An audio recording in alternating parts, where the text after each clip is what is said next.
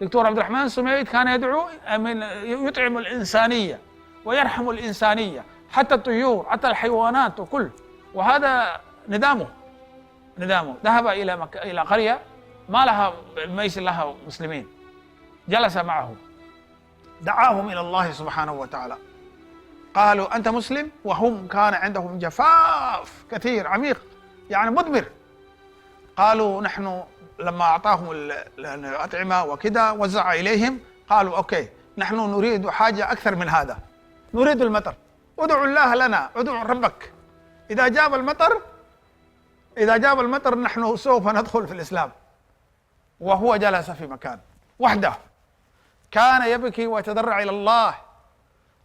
يعني على الامتحان، هذول مئات جالسين هنا يقولون إذا جاء المطر بإذن الله ثم بدعاك نحن سندخل الإسلام.